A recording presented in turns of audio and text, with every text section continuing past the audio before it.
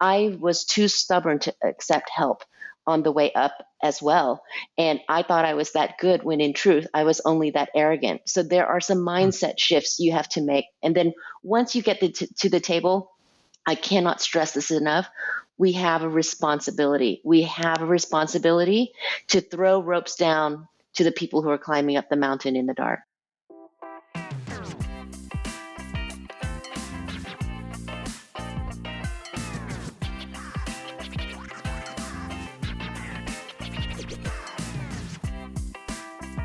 Hey there, I'm Bernie Borges, Chief Customer Officer at Vengreso, the leader in digital sales transformation. I'm also the host of this show, the Modern Marketing Engine podcast. On this podcast, I showcase B2B marketers in the trenches, showcasing strategies and tactics that are working for them in their modern marketing journey. Be sure to listen to the end of each conversation for my summary and takeaway, as well as the closing message. And now, here's this week's Modern Marketer.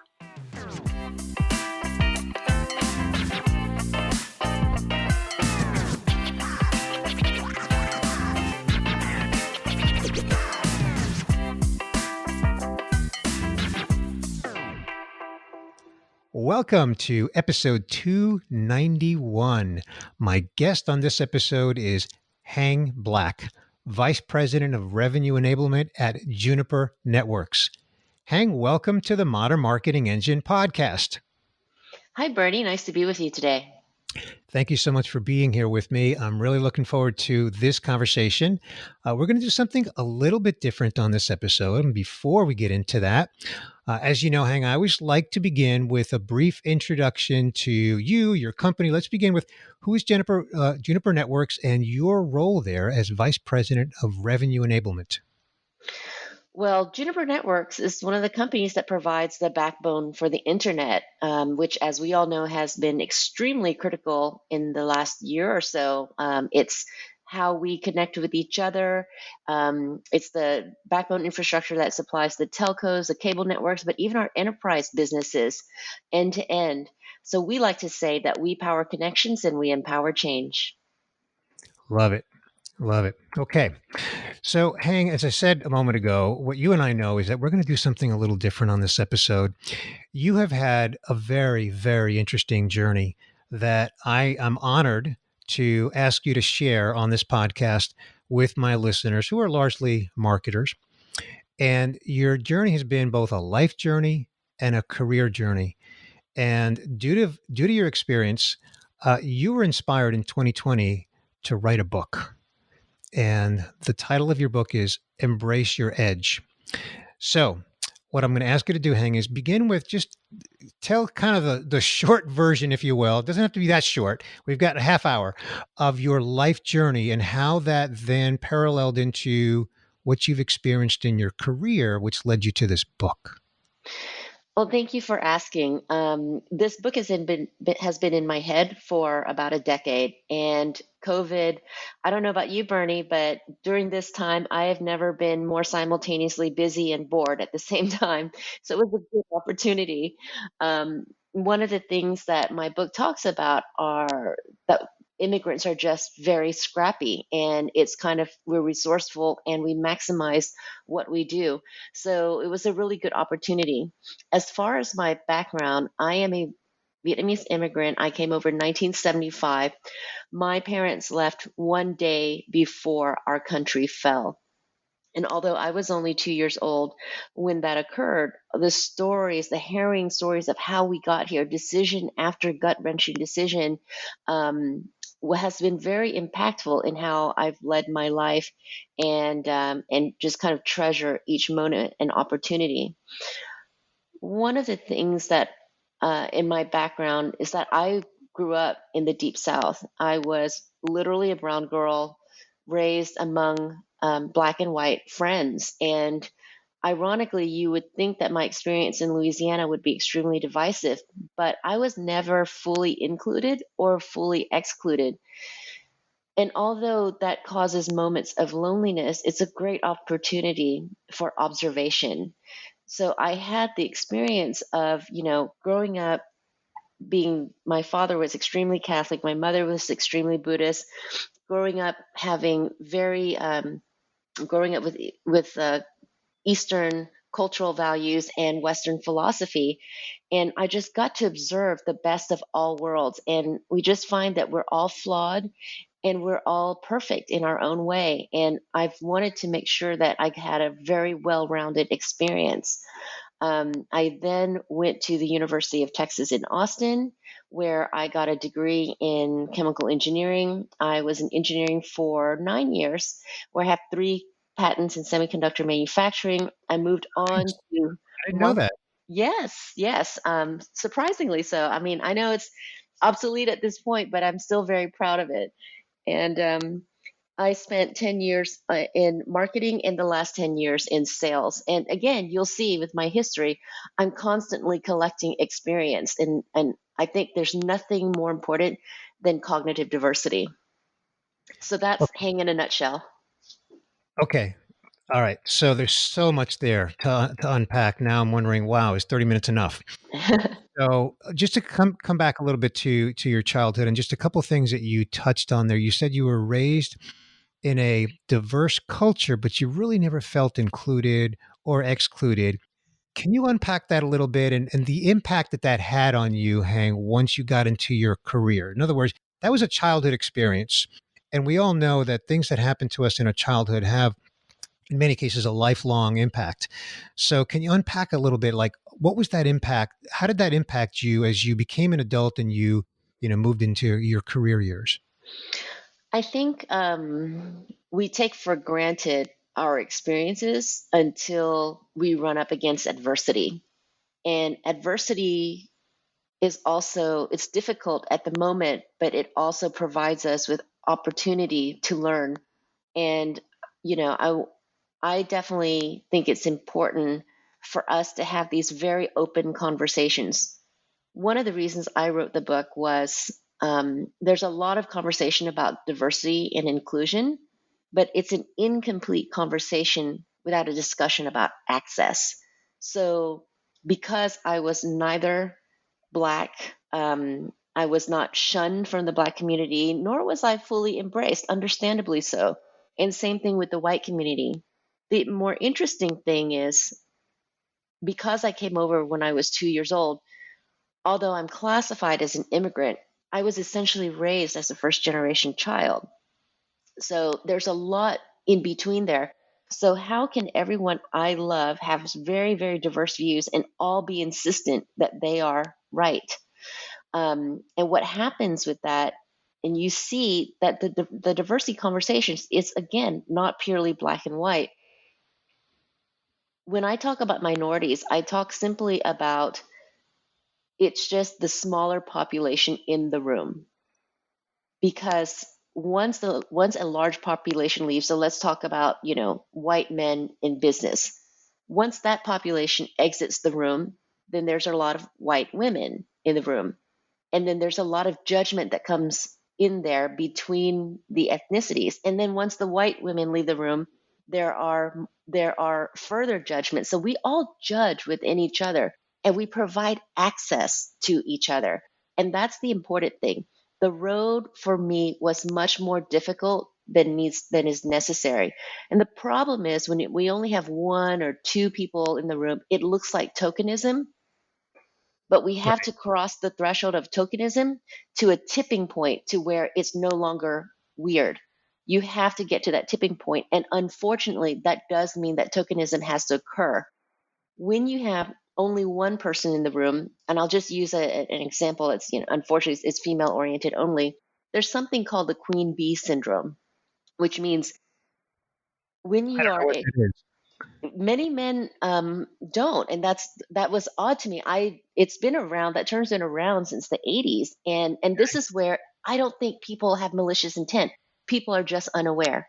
Yeah. But let's say I've been in high tech for all of my adult life, so I am often the only female in the room. I'm often the only person of color in the room, and then often the only immigrant in the room. So it's a plus plus plus factor, right? So what happens is when you feel like there's this tokenism, if one person gets a seat in the table, they feel like they get that one token seat. They don't feel like all 10 seats are open to them. So what happens is sometimes they will clamor onto that seat and make sure that nobody else gets to the table because it feels threatening that they may lose, that it's a zero sum game. And that's what's meant by queen bee is the person who wants to hold on to that token seat. Yes, and shoos everybody else away. Okay. So that's what it means in a female executive environment, which I have experienced. I will also say that it's changed a lot in the last 15 years, and even more so in the last 4 years. The conversation had to get so egregious that people got angry and activated. And look, I never ever uh, propose revolution. I prefer evolution. And that's where I'm trying to get out there, get those messages, and have these very frank conversations. Because the most heartbreaking thing for me is to see minorities who bemoan injustice turn around and do the same to other classes, minorities behind them. Okay. We're gonna mention this at the end of the podcast, but while we're here, let's just mention where's your website where people can get the book. Well, hopefully it's memorable, but you can find me at hangwithhang.com. That's right, hangwithhang.com. So that's your first name, Hang, Hang, hangwithhang.com. I love that. That is so creative. Okay.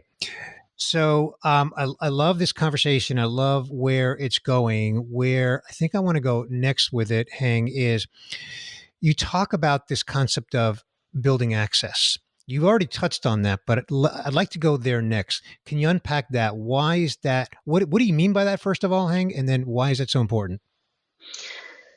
So, Bernie, again, when we talk about diversity and inclusion, a lot of what I've experienced is,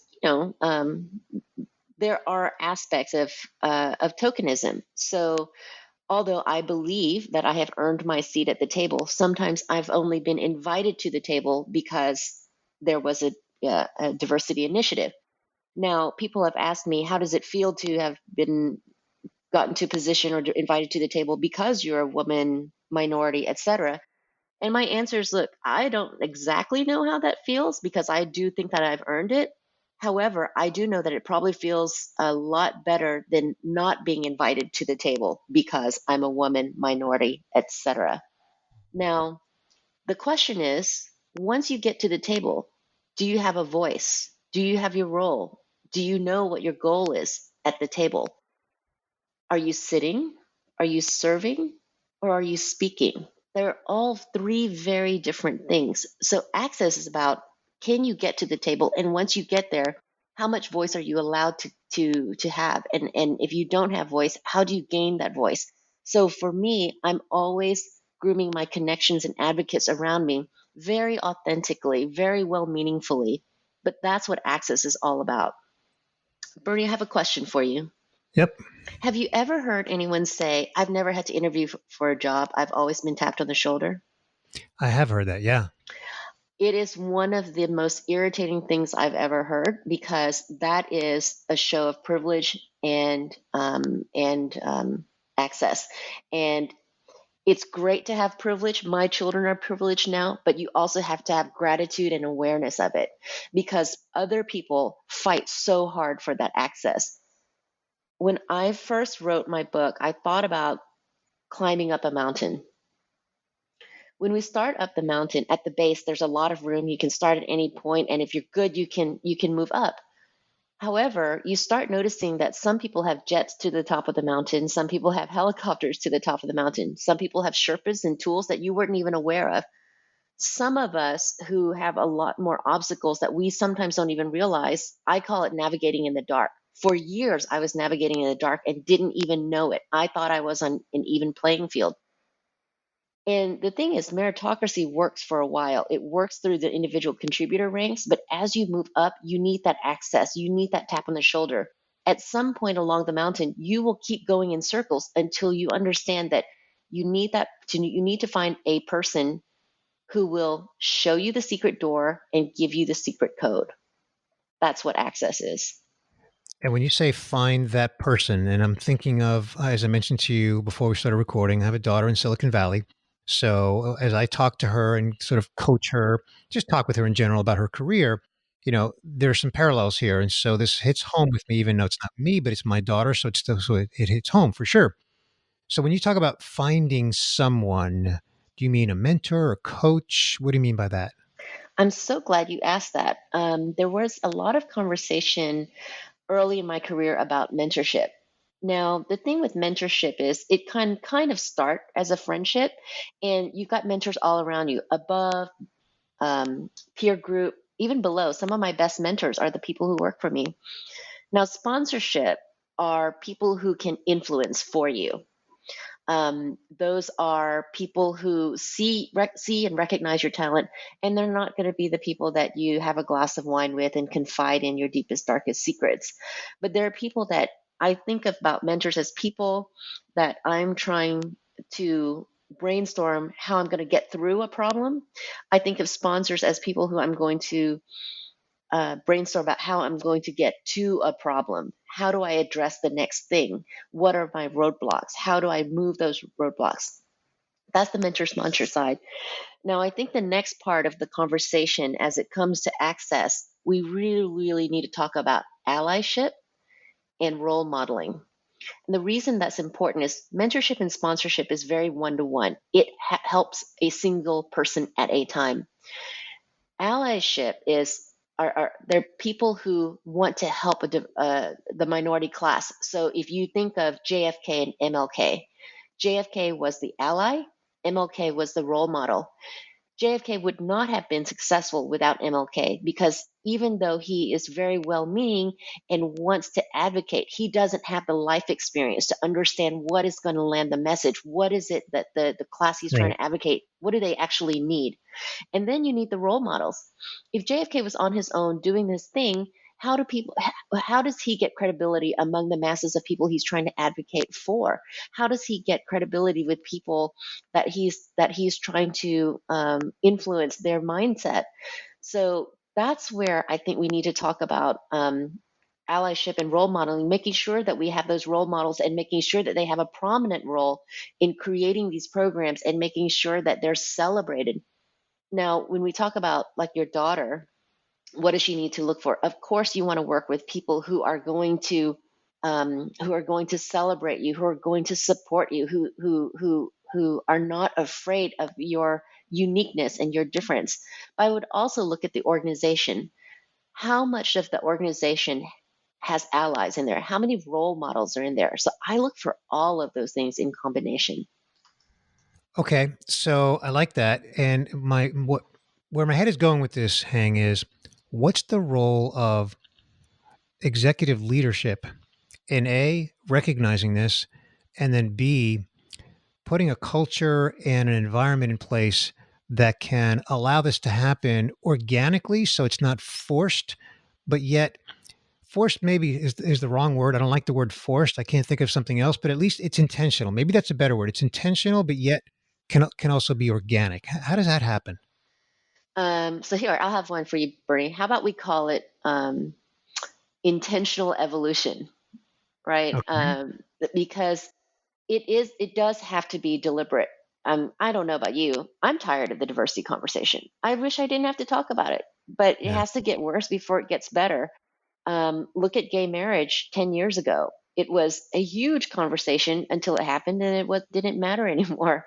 So Yeah. I want this conversation to be highlighted and still stay at the forefront and not an afterthought until it falls into the annals of history as just an odd reflection. And I talk about, again, in my book, I talk about at some point in the ages, going to watch lynchings on Sunday after church was normal. So we need to make it not normal anymore, and we need to make sure that this conversation is at the forefront. When I look at allies and role modeling, again, it's so important to ensure that leaders not only talk the talk, but they walk the walk. Mhm. Every executive has about 3 to 5 people in their close circle.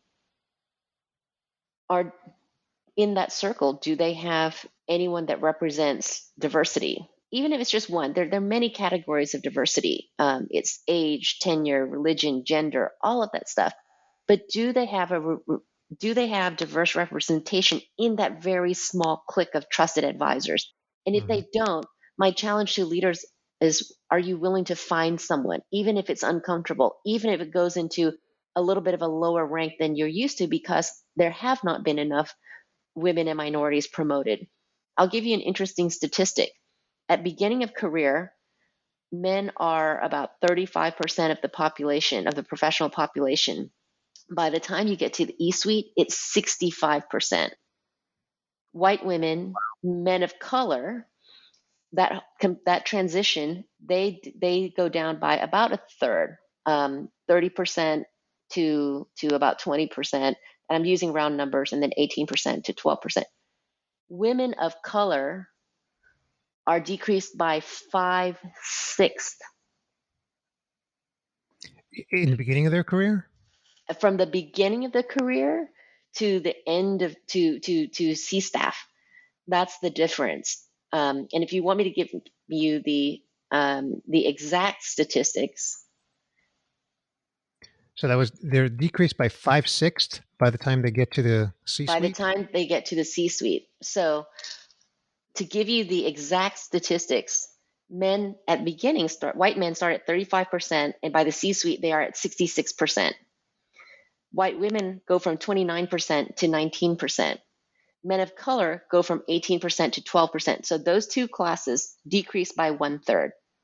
Women of color go from 18% to only 3%. Now, I know that you have a very diverse network, Bernie. Do we believe that the shape of that pipeline has changed because women are either not ambitious or not talented, or both? No, no. I mean, neither. It's certainly the ambition's there and the talent's there. I mean, when I look across the marketing landscape, this is very anecdotal, but I see at least 50% women just in the marketing ecosystem. Hmm. Now, I can't break it down beyond that. I'm just speaking in terms of women. I'm not speaking in terms of ethnicity, color, etc. But I don't think there's a lack of availability or ambition Hmm. Yeah. for sure. And then how many of them make it to the absolute top, to the C staff? That's the question. And that's the awareness I'm trying to bring about. And again, I think for the most part, the forces that we are fighting against are not malicious. So there are two things that folks need to. I quote Chris Voss a lot. He's my favorite master negotiator. Yeah, I read it. Um, It's a great book. yes, yes, and he says you need to gain trust and confidence in your competence. So trust and competence. So let's talk about trust. The brain is wired to mistrust anything that's different. Okay. So if you are a woman in a very male dominated environment, if you are a minority in a very white dominated environment, the trust thing, the allergy to trust is biological. So unconscious bias, that's why it's unconscious. It's biological. Then the competence thing, how do you trust in someone's competence? Either you've worked with them before or you've had someone who has vouched for them. That's access. And that's Right. why access is so important. And that's why it's so important for me to not only deliver awareness to everyone, whether they're on the hiring side or the firing side or the person experiencing trying to climb up the mountain alone, but I also want to make sure that once minorities and women and immigrants get to the top, that we bring everybody else along as well. Okay. So as we near the latter part of our time together on this podcast episode, Hang, I want to come back to the name of your book, Embrace Your Edge, and I want to ask you, who's it for? Who do you want reading this book? I wrote it with the intention of helping out the next generation, for people behind me. And as I thought about it, I'm thinking of the road was just so much more difficult for me than it needed to be because of unconscious bias, but also because of the way often immigrants are raised to be very scrappy, to be very tenacious and resourceful, and sometimes that gets in our way. So it's for those who are exhausted or stuck. at this point in my career, I've had 30 years of reading books, collecting mentors and sponsors, going to conferences, having loads of personal therapy and executive coaching. How does someone without access get access to all of that rich information? So I'm putting it all together for the people behind me. I'm also writing it for the people in power who want to understand this population, understand them, get to know them better, and then hire them. Okay, there's so much here, and it's challenging to keep it relatively brief to 25, 30, 35 minute podcasts. So what I want to do now, Hang, is just segue over to my summary, where I'm just going to kind of hit the treetops on what we discussed, and then I'll ask you to comment on that, and feel free to add anything you want to add, and then we'll ask you for some additional digital contact information because I'm sure that many of my listeners will want to connect with you and just follow you and be inspired by you. So, we began our conversation with a brief introduction to your company, Juniper Networks, where you are Vice President of Revenue Enablement. And Juniper Networks is a company that provides the backbone for the internet economy. It's how we connect with each other. It powers telcos, enterprise, end to end. And you've had an interesting journey. I mean, obviously, you're an executive at the company, but your journey started in 1975 when you were 2 years old, and you and your family migrated from or immigrated from Vietnam. You grew up in the deep South, and you said that you were raised in a very diverse culture, but you never really felt included or also excluded. And that's an interesting sort of dilemma that you faced at such a young age. And then we fast forward to your college career, and you went to the University of Austin, where you got your degree in chemical engineering. You've got 3 patents to your name. That's awesome. I didn't know that. And you spent some time in engineering, and then also 10 years in marketing and sales. Of course, the book that we're here to discuss, "Embrace Your Edge," and how the fact that COVID was like the right time. You said this book has been swimming in your head for 10 years, give or take, and the COVID era was the right time for you to write it.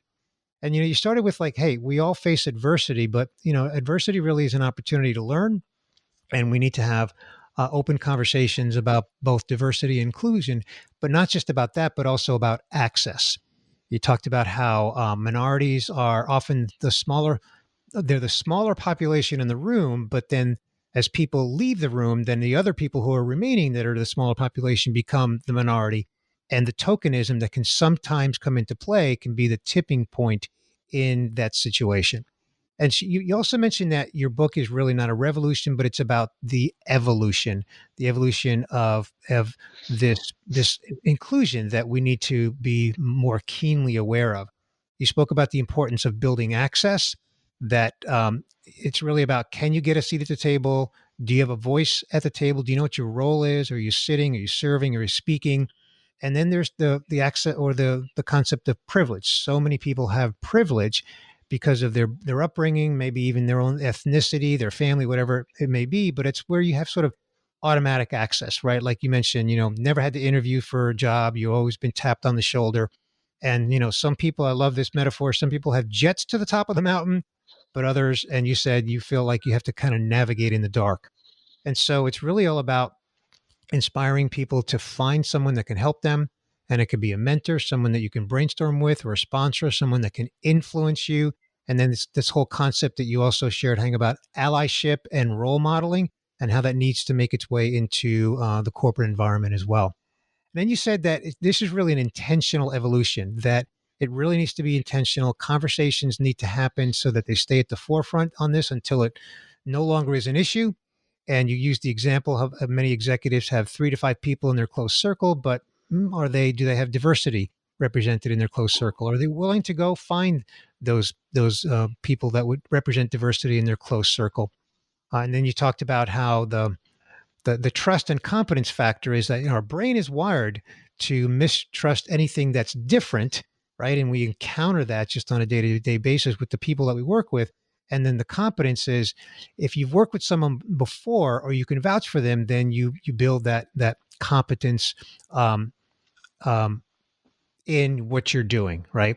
So you said also that the book is about the next generation. It's for the next generation, people who are following in your footsteps. You said that, your road was difficult. And so many people that have experienced what you've experienced are exhausted. And you really want this book to impact people who haven't had the access. And you also want it to be for the people who are in power so that they understand this segment of the population and how they can help. So, Hank, I will leave my summary there. Is there anything that you would like to add? I think one note I will add is it's a lot about accountability. So you'll read in the book that I share personal stories and I share professional stories because especially as an immigrant and especially as a woman, my career decisions heavily influenced my personal life, and my personal decisions heavily influenced the trajectory of my career. So it's very intertwined. So it's about accountability of course, identify what's in your environment that you can or cannot change, but then also your own accountability as far as what can you change in yourself. I was too stubborn to accept help on the way up as well. And I thought I was that good when in truth, I was only that arrogant. So there are some Hmm. mindset shifts you have to make. And then once you get to the table, I cannot stress this enough. We have a responsibility. We have a responsibility to throw ropes down to the people who are climbing up the mountain in the dark. It's such an awesome visual. Throw ropes down to the people who are climbing the mountain from the bottom and they're trying to get to the top. And the accountability and the responsibility is to help them. That's right. Yeah, that's awesome. Hang, thank you so much for this conversation. Where can people, again, let's give them the website, and how can people connect with you online to just be connected to you and follow your journey and be inspired by you? Absolutely. My website is hangwithhang.com. My LinkedIn is Hang with Hang. My Instagram is Hang underscore with underscore Hang. And my Twitter is Hang with Hang. So Hang with Hang everywhere. The book can be found on Amazon, on borders.com, on barnesandnoble.com. And I look forward to connecting with you. Follow me on LinkedIn. I try to post, interesting thought leadership pieces with authenticity. The book is Embrace Your Edge by Hang Black, available at hangwithhang.com and, of course, on Amazon. Hang, thank you so much for joining me on this episode of the Modern Marketing Engine podcast. It's been truly an honor and a lot of fun. Thank you for having me.